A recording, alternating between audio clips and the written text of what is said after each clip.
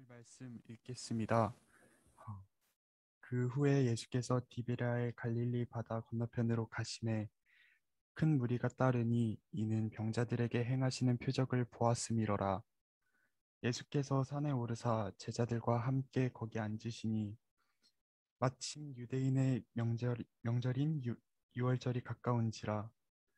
예수께서 눈을 들어 큰 무리가 자기에게로 오는 것을 보시고 빌립에게 이르시되 우리가 어디서 떡을 사서 이 사람들을 먹이겠느냐 하시니 이렇게 말씀하심은 친히 어떻게 하실지를 아시고 빌립을 시험하고자 하심이라. 빌립이 대답하되 각 사람으로 조금씩 믿게 할지라도 200데나리온의 떡이 부족하리이다. 제자 중 하나 곧 시몬 베드로의 형제 안드레가 예수께 여짜오되 여기 한 아이가 있어 보리떡 5개와 물고기 2마리를 가지고 있나이다. 그러나 그것이 이 많은 사람에게 얼마나 되겠사옵니까? 예수께서 이르시되 이 사람들로 앉게 하라 하시니 그곳에 잔디가 많은지라. 예수님이 그곳에 잔디가 많은지라 사람들이 앉으니 수가 5,000명쯤 되더라. 예수께서 떡을 가져 축사하신 후에 앉아 있는 자들에게 나눠 주시고 물고기도 그렇게 그들의 원대로 주시니라. 그들이 배부른 후에 예수께서 제자들에게 이르시되 남은 조각을 거두고 버리는 것이 없게 하라 하심으로 이에 거기에 이, 이에 거두니 보리떡 5개로 먹고 남은 조각이 12바구니에 찼더라. 그 사람들이 예수께서 행하신 이 표적을 보고 말하되 이는 참으로 세상에 오실 그 선지자라 하더라. 그러므로 예수께서 그들이 와서 자기를 억지로 붙들어 임금으로 삼으려는 줄 아시고 다시 혼자 산으로 떠나가시니라. 아멘.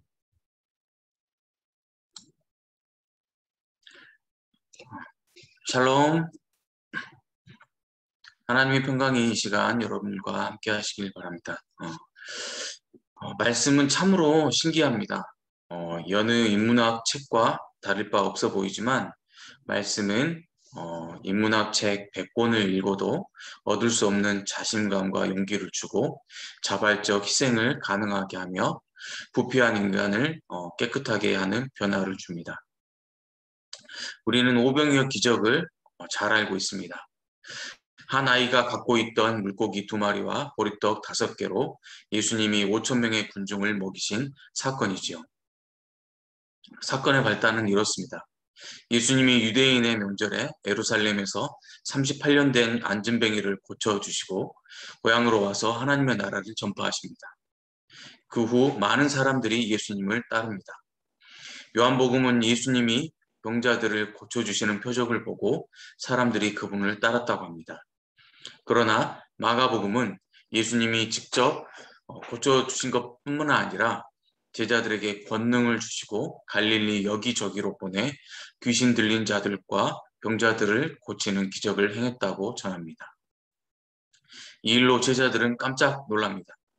지금까지 예수님이 직접 기적을 일으키셨는데 이제는 그 권능을 받아 자신들도 동일한 기적을 직접 일으키게 되니 놀라지 않을 수가 없었죠.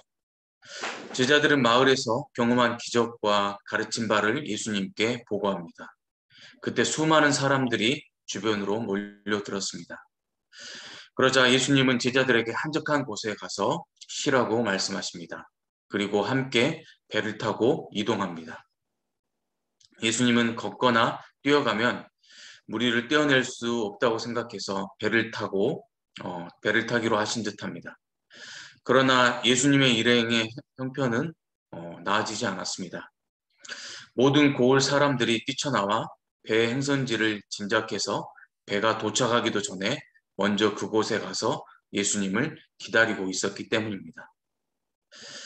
이들의 수는 성인 남자만 5,000명, 아이와 여자를 포함하면 아마 2만 명쯤 되었을 것입니다. 이는 대략 20개 중학교 학생들을 모아놓은 것이나 아니면 서울 월드컵 경기장 관람석 3분의 1 채운 것과 비슷합니다.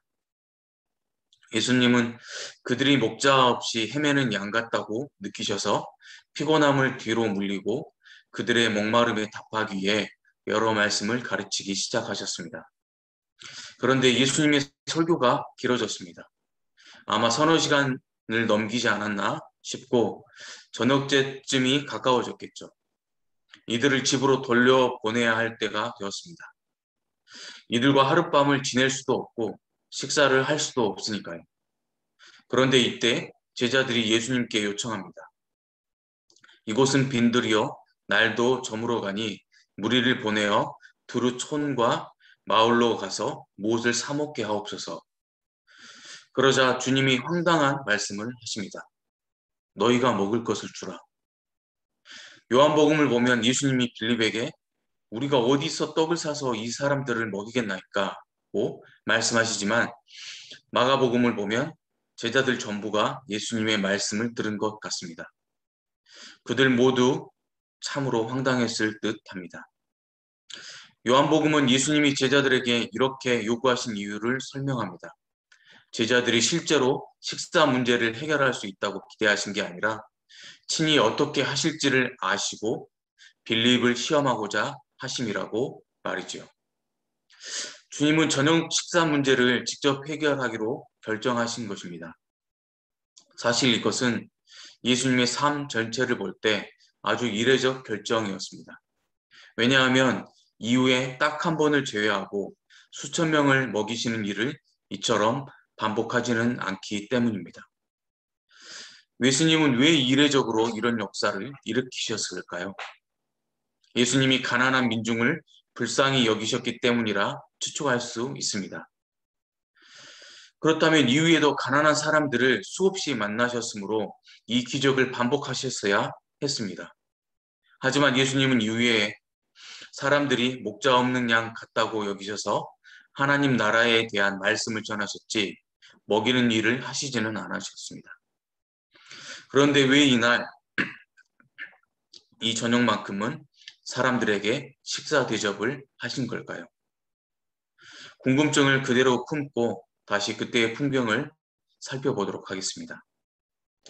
예수님이 제자들에게 이야기하십니다. 너희가 먹을 것을 주라. 제자들은 실로 황당해하며 계산해 보았을 것입니다. 어림잡아 2만 명의 사람들이 모여 있습니다. 그들 모두를 먹이려면 200데나리온이 필요합니다. 이는 노동자의 7개월치의 월급, 우리 돈으로 치면 한 1,500만 원 정도가 해당합니다. 유감스럽게도 그들에게는 이만한 돈이 없었습니다. 예수님을 따르기로 결심하고서 이들은 가족과 직업을 버렸습니다. 그러니 모아놓은 돈이 있을 리 만무하지요. 제자들은 또 안식일에 미리 이삭을 잘라먹다가 바리새인들의 책망을 받을 정도로 가난했습니다. 주님 또한 인자는 머리 둘 곳이 없다고 말씀하신 것처럼 잘 곳도 변변치 않는 그런 상황이었습니다. 이처럼 제 입에 풀칠도 못하는 사람들에게 어떻게 2만 명을 먹이라는 말입니까? 그때 제자 안드레가 군중 사이에서 물고기 2마리와 보리떡 5개를 가져왔습니다. 그러나 이는 이것밖에 없는데 뭘 더 어떻게 하라는 말입니까? 라는 항의에 해당합니다. 제자 중 하나 곧 시몬 베드로의 형제 안드레가 예수께 여짜오되 여기 한 아이가 있어 보리떡 5개와 물고기 2마리를 가지고 있나이다. 그러나 그것이 이 많은 사람에게 얼마나 되겠사옵나이까. 그러나 예수님은 당황하는 기색도 없이 더 이해할 수 없는 말씀을 하십니다. 군중을 50명씩 모두 400무더기로 떼지어 앉히라는 것입니다. 이는 식사 대용으로 앉히라는 의미였습니다. 예수님의 태도는 마치 식사를 곧 내올 주방장의 태도, 주방에서 요리를 끝낸 부모가 애들아 식탁에 와 앉아라 하고 아이들을 부르는 태도와 같았습니다. 말하자면 마치 곧 어떤 장면이 눈앞에 펼쳐질 것이라고 확신하면서 믿음의 결정을 내리는 모습이었죠. 이 대목에서 조지 뮬러 목사님이 생각났습니다. 조지 뮬러 목사님은 1만 명의 고아를 보살핀 분으로 고아의 아버지로 불립니다. 하지만 이분은 부자가 아니었습니다. 오직 기도로 아이들을 보살피고 죽기 전까지 기도 응답을 2만 번이나 받았다고 합니다. 가진 돈은 없지만 하나님이 기뻐하시는 일이라면 반드시 도와주신다는 확신 가운데 기도했고 실제로 수없이 많은 기도 응답을 받은 것이지요.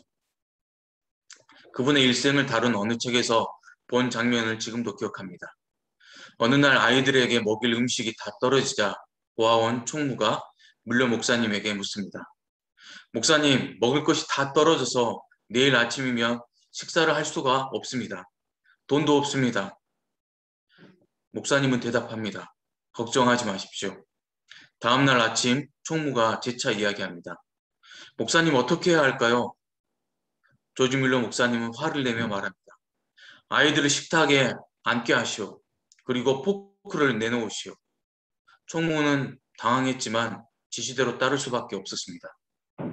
식사 시간이 다 되었을 때 고아원 초인종이 울렸습니다. 나가보니 동네 빵집 주인이 마차를 끌고 와서 이렇게 말했습니다.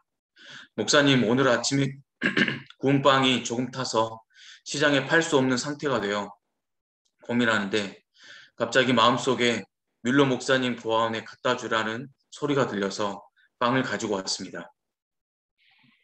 믿음으로 산다는 것, 기도로 산다는 것은 바로 이런 것입니다. 눈앞에 아무 것이 없을지라도 정말로 없다고 생각하지 않는 것입니다. 하나님의 뜻이라면 반드시 이루어진다고 확신하는 것입니다. 아직 아무 일도 시작되지 않았지만 마치 이루어진 것처럼 혹은 이루어질 것처럼 생각하고 행동하는 것입니다. 빵이 없으나 빵이 생길 것이라고 확신하고 아이들을 식탁에 앉히는 것이며 먹을 것이 없으나 곧 생길 것이라고 확신하고 2만 명을 앉히라고 하는 것입니다. 이것이 자기 확신이나 미친 행동이 아닌 까닭은 위 확신 속에 하나님의 뜻과 하나님의 약속이 있기 때문입니다. 그리고 이 일은 믿음대로 이루어집니다. 뮬러 목사님의 고아원에서는 빵집 마차가 아침에 빵을 싣고 와서 굶주림을 해결해 주었습니다. 하지만 2만 명이 모여있는 빈 들판, 아니 산 위에서는 어떻게 이런 기적이 일어날 수 있을까요? 가나의 혼인잔치에서 예수님은 포도주로 변할 만큼의 물이 있어서 그 물로 포도주를 만드는 기적을 보이셨습니다. 하지만 지금 아이가 가져온 떡과 물고기는 양이 너무 적습니다. 그런데도 예수님은 당황하지 않고 아이가 가져온 떡을 붙들고 하나님 아버지께 감사 기도를 드리셨습니다. 그리고 그 떡과 물고기를 떼어 나누어 주셨습니다. 바로 그 순간 기적이 일어났습니다. 예수께서 이르시되 이 사람들로 앉게 하라 하시니 그곳에 잔디가 많은지라 사람들이 앉으니 수가 5천 명쯤 되더라. 예수께서 떡을 가져 축사하신 후에 앉아있는 자들에게 나눠주시고 물고기도 그렇게 그들의 원대로 주시니라. 실로 기적과 같은 일이었습니다.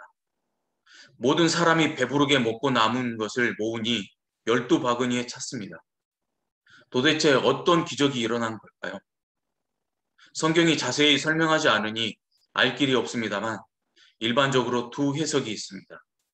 첫 번째는 예수님은 무에서 유를 만들어내고 무리를 걸으며 죽은 자를 살리시는 분이시니 빵을 떼어 모든 사람을 배불리 먹인다는 것은 충분히 가능하다는 해석입니다. 마치 도마뱀의 꼬리가 잘려도 다시 자라듯이 빵을 떼는 순간 빵이 다시 불어나는 일이 반복되었듯이 촉사하신 순간 갑자기 트럭 2대 정도의 빵이 눈앞에 나타날 수도 있습니다. 두 번째 해석은 좀 더 현실적입니다. 그것은 소년이 도시락을 싸왔고 다른 사람들도 도시락을 싸왔다는 해석입니다. 소년이 도시락을 싸왔을 정도면 2만 명 중 적지 않은 사람들이 소년과 같이 도시락을 싸왔을 텐데 다만 그것을 내놓지 않았다는 것이죠. 예수님의 말씀을 듣다가 저녁 먹을 시간이 되어 제자들이 말합니다. 혹시 음식 싸온 사람이 없나요? 예수님이 저녁을 여기서 해결하라고 하시는데 가진 것이 없어서요. 사람들은 도시락을 움켜쥐고 생각합니다. 나 혼자 먹기에도 적은데 누구한테 나누어 준다? 안 돼. 그러던 차에 한 소년이 여기 있어요. 제 도시락을 드릴게요. 라고 말합니다. 예수님이 그 도시락을 받아들고 축복 기도를 하시자 부끄러움과 동시에 감동을 받은 사람들 모두가 도시락을 꺼내놓고 나누어 먹습니다. 나누어 먹다 보니 오히려 차고 넘칠 만큼 남았다는 것이죠. 이 또한 일리 있는 해석입니다. 어느 해석이 옳은지는 알 수 없습니다. 그러나 어찌되었든 2만 명의 사람들은 이 사건을 기적으로 인식했습니다. 사람들이 얼마나 놀랐는지 요한복음은 이렇게 기록했습니다. 그 사람들이 예수께서 행하신 이 표적을 보고 말하되 이는 참으로 세상에 오실 그 선지자라 하더라. 그들은 예수님을 억지로 붙들어 임금으로 삼으려고 했습니다. 없는 것을 있게 하든 사람들의 마음에 감동을 불어일으켜 그들이 가진 것을 자발적으로 내놓게 하든 이 사건은 놀랄만한 기적이었고 사람들이 그렇게 반응하는 것도 당연했습니다. 이제 앞에서 미뤄둔 질문, 즉 예수님이 이 사건을 왜 일으켰는지 생각해 보겠습니다. 단순히 굶주린 군중에 줄임배를 채워주는 게 목적이 아니었다면 예수님은 왜 2만 명의 저녁 식사를 해결하려고 하셨을까요? 요한복음 6장 32절에서 35절에 그 이유가 나옵니다. 바로 예수님이 생명의 떡이라는 사실을 알려주시기 위해서였습니다. 생명의 떡을 먹으면, 아니 예수님을 믿으면 우리가 모두 영생을 얻게 됩니다. 바로 이를 위해 예수님이 이 땅에 오셨음을 알려주기 위해 기적이 필요했던 것입니다. 오병이어 기적은 예수님 자신이 영생을 위한 떡임을 사람들에게 살아있는 그림으로 보여주시기 위해 작정하고 펼쳐 보이신 기적이었던 것입니다. 이 사건은 처음부터 계획된 특별 활동 수업이자 그림 언어였던 셈이지요. 그러나 제가 주목하는 부분은 다른 데 있습니다. 바로 예수님이 이 사건을 풀어내신 방식입니다. 예수님 자신이 참된 구원자이심을 보여주기 위해 2만 명의 저녁 식사를 직접 해결하는 특별활동 수업을 계획하셨고 이 일을 위해 떡과 고기가 조금 필요했는데 주님이 이 준비물을 어떻게 얻으셨는가에 주목해 보는 것입니다. 누가 예수님께 보리떡 5개와 물고기 2마리를 주었습니까? 우리말 성경은 한 아이라고 번역했는데 짐작하듯이 대여섯 살 콜리게가 아닙니다. 영어 성경은 이를 a boy라고 썼습니다. 즉 아이, 키즈가 아니라 소년, 보이입니다. 게다가 보리떡 5개와 물고기 2마리는 아이의 한 끼 식사치고는 양이 조금 많습니다. 따라서 영어 성경이 표현한 대로 10대 청소년에 해당할 가능성이 높습니다. 이 청소년이 자신의 도시락을 주님께 드린 것입니다. 제자들이 강제로 뺏은 것처럼 보이지는 않습니다. 본문을 볼 때 소년이 가족과 함께 왔는지 여부는 알 수 없지만 혼자 왔을 가능성이 높습니다. 만약 부모님과 함께 왔다면 부모님이 그들의 도시락은 두고 자녀의 도시락만 내놓게 하지는 않았을 테니까요. 혼자 왔다면 당연히 자발적으로 도시락을 내놓았을 것입니다. 결국 가족이 동행했든 동행하지 않았든 소년이 직접 판단해서 도시락을 주님께 드린 것이 분명해 보입니다. 예수님은 소년이 내놓은 도시락을 제자들에게서 받으신 후 2만 명을 떼지어 앉게 하시고는 하늘을 향해 기도하고 모두를 배부르게 먹이셨습니다. 주님이 소년의 작은 행동을 통해 모두를 배부르게 하는 엄청난 기적을 베푸신 것입니다. 하나님의 구원 역사를 위해 예수님이 어른의 수고가 아닌 연약하고 보잘것없는 존재인 소년을 사용하셨다는 점입니다. 아니, 구원 역사를 위해 한 소년이 예수님께 자신을 내드렸다는 점입니다. 하나님의 일을 하는 데 있어서 어른과 아이의 차이는 무관하다는 것입니다. 우린 10대의 시기를 대부분 준비하는 시기라고들 생각합니다. 당사자인 청소년들이나 그들의 부모인 어른들 모두 그렇게 봅니다. 평범한 청소년들이나 그들의 부모인 어른들 모두 다 그렇게 봅니다. 평범한 청소년들은 이렇게 말합니다. 당신이 공부하는 이유는 성인이 되어 하고 싶은 것을 하면서 경제적으로 잘 살 수 있는 힘을 키우기 위해서라고. 하지만 하나님을 믿는 청소년들은 좀 더 다르게 말할 줄 알아야 합니다. 하나님께 영광을 돌리는 삶을 살기 위해서 산다고. 지금은 그 목표를 이루기 위해 준비해야 할 때라고. 어른들도 마찬가지입니다. 아이들은 미래를 준비하는 존재들이고 따라서 지금 그들이 세상을 위해 할 일은 없다고. 미래를 위해 열심히 공부해야 한다고. 맞습니다. 지금 공부하는 목적은 미래를 준비하기 위해서입니다. 미래에 관한 생각이나 계획 없이 언제까지 부모에게 기대 살 수는 없기 때문입니다. 언젠가 제 발로 서야 할 때가 올 텐데 그때를 위해 지금 무언가를 준비하는 것이 필요합니다. 이것은 청소년이나 청년이나 똑같이 마찬가지입니다. 그러나 청소년과 청년인 여러분은 미래를 위해 준비하는 존재만은 아닙니다. 여러분에게도 울고 웃는 오늘의 삶이 있습니다. 오늘의 삶에서 예수님을 만나 삶이 변화되고 제자가 될 자격이 충분히 있습니다. 소년의 도시락은 바로 그가 변화된 삶을 살기 위한 예수님을 만날 통로요 도구였던 것입니다. 남에게 의존하지 않고 독립해서 살아갈 결심을 하고 미래를 준비하는 삶도 중요합니다. 하지만 지금 주님이 찾아오셔서 이렇게 묻는다고 생각해 봅시다. 내가 영생하는 빵을 사람들에게 나누어 주기 위해 지금 손에 들고 축사해야 할 작은 빵덩이가 필요하단다. 혹시 내 도시락을 나에게 줄 수 있겠니? 그때 대부분의 청년들은 이렇게 답할 것입니다. 주님, 저는 지금 어려요. 수많은 어른들이 있고 또 저보다 더 많이 가진 사람들도 있는데 왜 저에게 요구를 하세요? 주님은 바로 그때 이렇게 대답을 한 사람, 한 소년을 찾으십니다. 주님, 저는 평생 주님을 위해 살고자 합니다. 제가 대학을 가려고 한 이유나 취업을 하려는 이유는 넓은 평수의 아파트에 살기 위해서나 좋은 차를 굴리면서 남들에게 꿀리지 않게 살기 위해서가 아닙니다. 저는 주님의 영광을 위해 살고 싶습니다. 그때를 위해 지금 제 시간을 사용하고 있습니다. 그러나 그때도 중요하지만 주님이 지금 저에게 뭔가를 요구하신다면 제가 가진 것이 비록 보잘것없는 도시락일지라도 기꺼이 주님께 드리겠습니다. 먼 훗날 주님의 제자로 살고자 한다면 지금 여기서 제자로 살아야 합니다.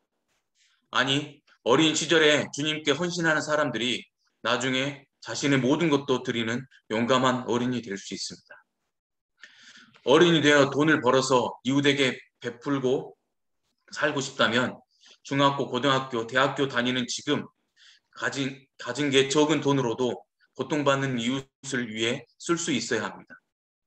부당한 권력에 눌려 고통받는 사람들을 돕는데 관심을 갖고 살고 싶다면 지금 학급에서 친구들에게 부당한 폭력을 당해 고통받는 친구가 있다면 그의 편에 서야 합니다. 부모님과 선생님들은 아이들을 또 어떻게 길러야 하겠습니까? 너희는 내일을 준비하는 사람들이자 오늘 제자로 살아가는 사람들이다. 오늘을 잘 살아야 내일을 준비할 수 있단다. 이렇게 가르쳐야 할 것입니다. 내일의 가치만을 쫓으며 오늘을 사는 삶을 일체 거절하고 오직 공부에만 매진하는 이들은 똑똑한 탐욕동으로 망가질 가능성이 큽니다. 왜냐고요? 공부가 우상이 되기 때문입니다. 아이들이 20년간 공부만 강조하는 부모, 기성세대 아래서 살면 어떻게 될까요? 인륜, 도덕, 배려, 약자에 관한 관심 등을 학습할 기회를 전혀 가질 수 없게 됩니다. 그 결과 아이 자신과 부모에게 반드시 부메랑이 되어 돌아올 것입니다. 오래전 홍정길 목사님이 이런 설교를 하셨습니다. 여러분이 미래에 어떤 모습으로 살지 궁금하십니까? 간단합니다. 바로 지금 당신이 매일 생각하는 바로 그것이 여러분의 미래입니다. 지금 이 생각을 하는데 미래의 저 모습을 될 수는 없습니다. 지금 생각하고 지금 몰두하는 것, 지금 고민하고 지금 붙드는 것, 그것이 여러분의 미래입니다. 상상하는 여러분의 미래가 있나요? 그렇다면 지금 여러분의 생각을 바꾸고 미래에 이루어질 모습을 오늘 행동으로 옮기도록 촉구하십시오. 이제 소년의 관점에서 이 사건은 어땠을까 살펴보겠습니다. 소년은 갈릴리에 살면서 예수님에 대한 소문을 어른들에게 들었습니다. 그분은 고아와 과부, 창녀와 세리의 친구이고 병자를 고쳐주시고 하나님의 나라의 말씀을 권세 있게 전하는 분이라고 들었습니다. 어린아이는 사람으로 세마지도 않는 그 당시 사회에서 아이들이 오는 것을 허락하시는 분이시라고 들었습니다. 이전에 만난 유대의 랍비나 회당의 선생들과는 다르다는 이야기를 들었습니다. 그분을 꼭 만나보고 싶었습니다. 그런데 그분이 우리 동네 근처를 지나가신다는 이야기가 들렸습니다. 예수님이 제자들과 함께 배를 타고 갈릴리 호수를 가로질러 어디론가 가신다는 말에 어른들도 모두 그리로 간다고 했습니다. 소년의 마음이 뛰기 시작했습니다. 엄마, 나도 그분을 만나러 가고 싶어요. 도시락을 싸주세요. 소년은 도시락을 들고 주님을 만나기 위해 황급히 집을 나섰습니다. 그분의 말씀은 과연 소문대로였습니다. 그분이 가르쳐주는 하나님의 나라의 말씀은 어렵지 않았습니다. 마음이 뜨거워지면서 삶을 드리고 싶은 욕구가 솟구쳤습니다. 주님이 말씀을 끝내고 저녁 시간이 되자 주님의 제자 중 안드레가 사람들에게 물었습니다. 사람들에게 나누어 줄 음식을 가져온 분들이 혹시 계십니까? 우리 주님이 찾으십니다. 그런데 아무도 응답하지 않았습니다. 안드레가 외치는 소리를 듣고 소녀는 내 것을 드릴까? 잠시 생각했지만 부끄러웠습니다. 이까지 물고기 2마리와 보리떡 5개를 주님께 드린다니 어른들이 가져온 좋은 도시락들도 많을 텐데. 응답하는 사람들이 없자 제자들이 다시 물었습니다. 아무도 없나요? 다시 침묵이 흘렀습니다. 도시락을 내놓고 싶은 소년의 마음이 격렬하게 방망이질했습니다. 내 것을 드리고 싶다. 도시락을 나눠 주실 분이 없나요? 안드레가 마지막으로 외쳤지만 누구도 대답하지 않았습니다. 안드레는 물어보기를 멈추고 돌아가려 했습니다. 그 순간 소년은 부끄러움도 있고 이렇게 외쳤습니다. 저기요, 예수님께 제 도시락을 드리고 싶습니다. 소년은 도시락을 안드레에게 내어놓았습니다. 어떻게 그렇게 외칠 수 있었는지 잘 몰랐습니다. 그냥 드리고 싶었습니다. 부끄럽기로 따지자면 한도 끝도 없지만 드리고 싶은 마음도 그만큼 깊었습니다. 소년은 주님이 도시락을 무엇을 하실지 몰랐습니다. 그런데 안드레가 소년의 도시락을 예수님께 드리자 예수님은 도시락을 들고 하늘을 우러러 축복 기도하시고 이윽고 2만 명의 사람들에게 그 도시락을 나누어 주고 그로 인해 모든 사람들이 배불리 먹었습니다. 놀라움과 충격이었습니다. 그 순간 소년은 주님에 대해 눈을 떴습니다. 이 사건은 소년의 일생을 바꾸어 놓았습니다. 소년은 작고 볼품없는 것을 드렸는데 주님은 하찮은 것을 붙들어 하늘을 향해 축사하시더니 수천 배, 수만 배로 늘려 2만 명의 사람들을 행복하게 만드셨습니다. 그 순간 예수님은 단지 귀한 말씀을 전하는 선생이 아니라 실로 엄청난 분으로 소년에게 다가오셨습니다. 사람은 이런 존재입니다. 예수님이 수많은 기적을 일으키셔도 그것이 나와 무관하다면 사람들은 놀라기만 할 뿐입니다. 그러나 변화의 역사가 내 인생을 통과할 때 내가 구경꾼이 아니라 참여자로서 직접 경험할 때 예수님을 제대로 알아보게 되는 것입니다. 놀라운 기적을 일으키신 예수님을 임금으로 삼고 싶어한 군중의 마음과 달리 소년의 눈이 밝아졌습니다. 예수님은 나의 하찮은 곳으로 기적을 일으키셨어. 아, 저분은 메시아이시다. 내 생의 구주이시다. 깨달음을 얻은 소년의 이야기는 요한복음에 나오는 주님을 만나 깨달음을 얻은 여러 어른들의 이야기와 같습니다. 니고데모가 그랬고 빌립과 나다나엘이 그랬고 수가성에 이혼을 5번 한 한 여인이 그랬고 베드로와 안드레와 마르다와 나사로가 그랬고 예루살렘 성전에서 돌에 맞아 죽을 뻔한 가늠한 여인이 그랬습니다. 주님이 하신 말과 행동으로 그들의 인생이 바뀌었듯이 소년도 주님을 만나 변하게 된 것입니다. 이후 소년은 도시락뿐만 아니라 자신의 육체, 시간, 공부, 용돈, 아니 인생 전부를 주님께 드릴 방법을 고민하기 시작했을 것입니다. 또한 성인이 되어서도 주님을 따르는 용감한 제자가 되었으리라 확신합니다. 내 삶을 달라고 하시는 예수님의 말씀이 두려우신가요?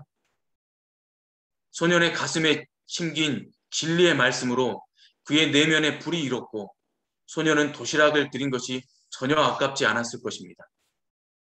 저 또한 주님이 제 삶을 달라고 하실 때 기쁜 마음으로 이렇게 고백할 것입니다.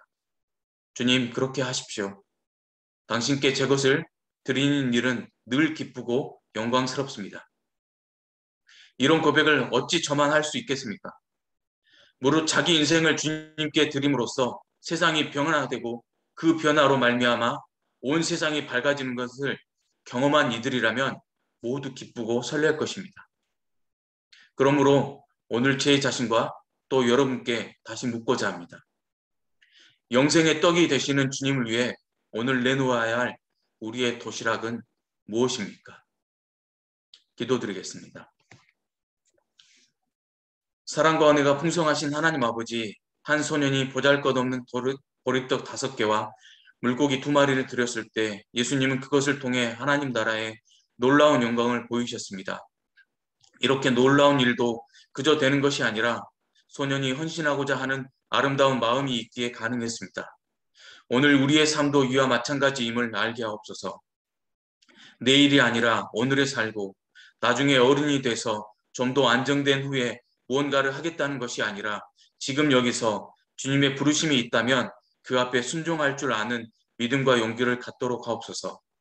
살아계시는 하나님과 만남 그리고 그런 경험을 통해 우리 주님을 나의 구주로 확신하고 따르는 강령이 되게 하옵소서. 우리의 생명의 떡이 되신 예수님의 이름으로 기도합니다. 아멘.